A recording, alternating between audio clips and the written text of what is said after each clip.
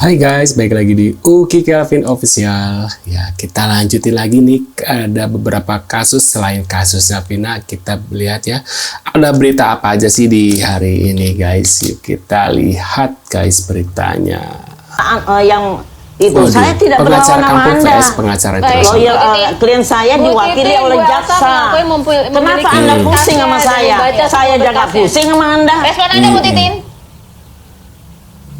Ya, kalau gini Mbak, sekarang semua seperti yang saya sampaikan dari kemarin. Kenapa sih ada pengakuan-pengakuan itu datangnya ke tokoh masyarakat? Kenapa tidak ke institusi kepolisian? Karena mereka punya kekhawatiran tidak akan dipercaya. Sekarang jauh-jauh orang datang dari luar Cirebon hanya untuk menyampaikan dia pada saat itu berada di tempat dan melihat kecelakaan itu terjadi. Sebetulnya dari dulu saya paham Mbak, ini kecelakaan. Tapi saya juga kan berdiskusi ketika posisi jatuh korban ini begini, ini kemungkinan seperti apa. Itu yang sebetulnya saya pusingin. Tapi alhamdulillah sekarang kenapa saya begitu yakin? Pantesan jatuhnya korban tidak terlalu jauh. Karena apa? Ini sempat zigzag, sempat jumping. Baru terjawab setelah ada pengakuan itu. Itu semakin memperkuat keyakinan saya. Walaupun betul itu belum bicara di pengadilan, tapi oleh tim dari Pradi sudah dituangkan di akta. Nah, menurut kalian gimana nih? Saya, kenapa Mega dan temannya itu baru sekarang lah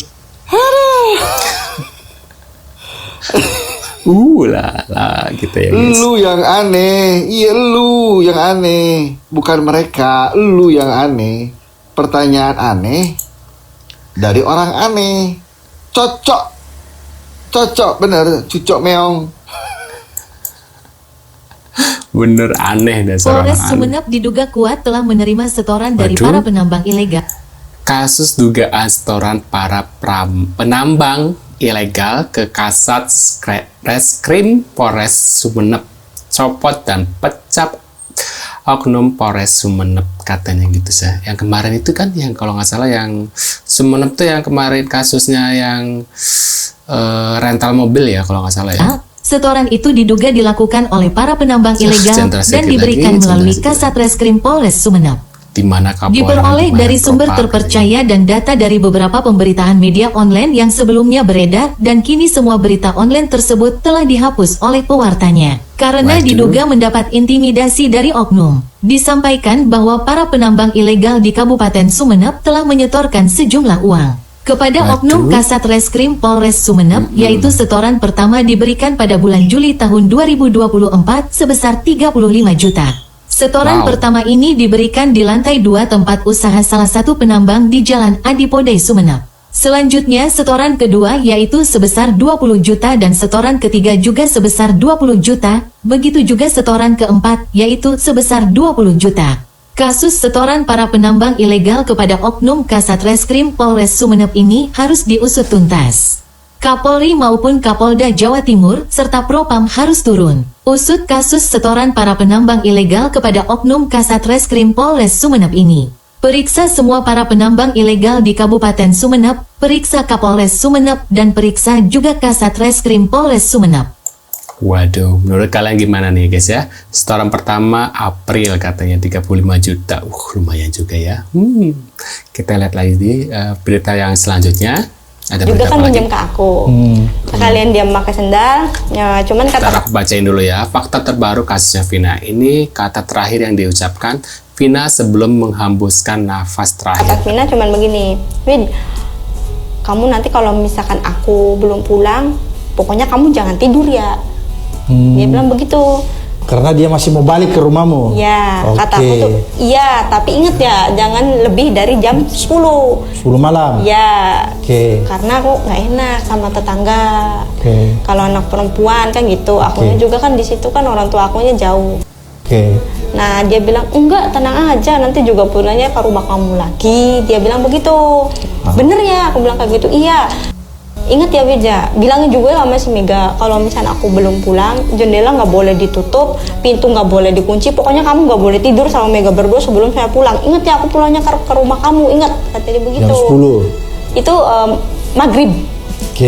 Nah, pergilah dia? Ya, pergilah dia. Pas pergi itu aku mau tahu dong dia mau pergi sama siapa. Nah, kamu keluar lihat. Aku keluar gerbang, aku lihat udah nggak ada. Maksudnya udah nggak ada, udah nggak kekejar, udah naik motor sama pacarnya. Jadi, Meki. Nah aku baliklah ke rumah. Nah pas balik ke rumah aku langsung nelpon si Mega, Meg, kamu jangan lama-lama ya mainnya, si Pinanya pergi sama si Eki. Aku bilang kayak gitu. Si Mega marah. Kok kamu ngizinin si Pina pergi sama si Eki? Bukannya itu udah putus, kata si Mega. Aku ngomong lagi, kata aku tuh dianya maksa, terus gimana akunya? Tapi dia janjinya pulang jam berapa? Kata Mega. Jam 10, nanti dia bilangnya jangan tidur aku sama kamunya, pokoknya tungguin aja sebelum dia pulang. Emang ini ya, nama juga zaman anak-anak masih remaja gitu ya. Pulang jam segitu, akibat pacaran jadi begini ya guys ya. Dasar ya. Ngeri ya. Mungkin kalian yang pengen nonton video fullnya bisa lihat di YouTube ya, video full yang ini guys. Ini kita lanjut lagi di video yang lain. Beli di mana kemarin? Di Panjang. Bandarnya kok nggak ditangkap? Ini gimana jelaskan? Bandarnya di mana sih? Bandar, tangkap nggak bandar? Nggak bandar, mana ditangkap? Masih lolos. Sampai sekarang kabar belum tangkap. Rumahnya dekat situ lah. Panjang di mana ya? Rapatan Panjang itu. Bandarnya. Kita ngomong ke polisi kenapa nggak ditangkap bandarnya?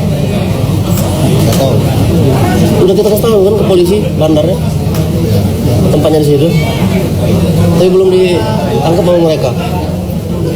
Lagi dicari. Kabur. Bagaimana? Saya mau udah nggak percaya dengan kayak gitu ya guys ya. Mungkin kalian juga sama ya, tidak percaya gitu ya dengan bandar-bandar seperti itu. Ini ada video berawal dari konten oknum polisi Sigi dimutasi, Kapolres Sigi oknum melanggar kode etik katanya guys. Waduh, kok bisa ya. Nah, kita lanjut lagi video selanjutnya. Menuduh tanpa bukti bisa dipidana. Ini penjelasannya. Apabila sebuah tuduhan tidak benar, tidak mendasar, tidak cukup unsur, tidak cukup bukti, atau tidak dapat dibuktikan, bahkan ketahuan dan dapat dibuktikan merupakan sebuah rekayasa, maka perbuatan tersebut dapat dikategorikan sebagai sebuah fitnah dan dapat dipidana sepanjang tuduhan tersebut tersiar dan diketahui oleh orang banyak. Dasar hukumnya apa? Dasar hukumnya berdasarkan pasal 311 ayat 1 Kitab Undang-Undang Hukum Pidana, di mana tindakan menista atau memfitnah, baik secara lisan maupun tulisan, dapat dipidana dengan pidana penjara maksimal 4 tahun lamanya. Bagaimana teman-teman? Wow, semoga bermanfaat. Kan sebelum turunan itu bersandar di besi 4-5 meter. Saksi mata bernama Adi melihat Eki dan 4-5 meter berarti sekitar 1, 2, 3, 4, 5 sekitar di sini. Di sini Pak Adi lagi makan. Saya bilang, kenapa makannya di situ? Kalau musafir itu lantainya bumi, atapnya langit, Mas. Gitu. Jawabannya dia begitu. Jadi dan Pak Adi menghadap ke sini ke jalan, menghadap ke gudang yang memang kata Pak Adi pabrik. Yang dimaksud Pak Adi gudangnya itulah gudangnya. Pada saat 2016 itu baru jadi, memang benar. Saya sudah tanya ke orang gudangnya, memang betul. Dan Pak Adi lagi makan, dari sana terlihat dua sejoli sambil ketawa-ketawa berjalan lurus naik ke atas dengan kondisi yang seperti orang mabok bawa motornya. Seperti orang mabok bawa motornya naik ke sini. Dan standing di sini saya menemukan fakta bukti baru teman-teman. Saya baru lihat bukan hanya baut yang bengkok, dan kita lihat bersama-sama. Kita lihat bersama-sama. Ini tiang saksi bisu pada saat 2016 yang lalu. Dan saya menemukan di sini tiangnya bengkok teman-teman. Tiang ini bengkok. Ini tiang jelas bengkok, kena benturan. Ini bengkok. Bengkok ini teman-teman. Kita bisa lihat dari kejauhan dulu. Nah, seperti ini.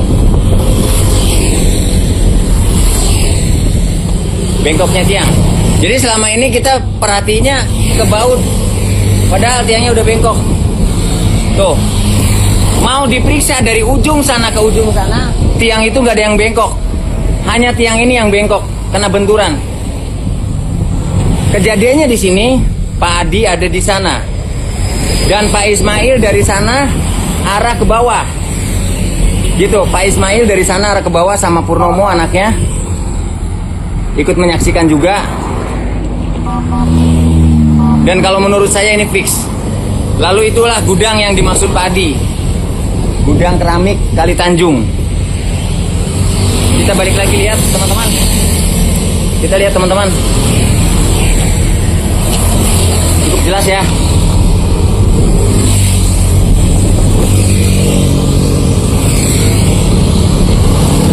Wah, menurut kalian gimana setelah melihat CCTV ini guys? Tulis di kolom komentar. Terima kasih udah hadir dan jangan lupa bantu subscribe ke Kevin dan sampai di video selanjutnya. Sehat-sehat selalu buat kalian ya guys ya. See you.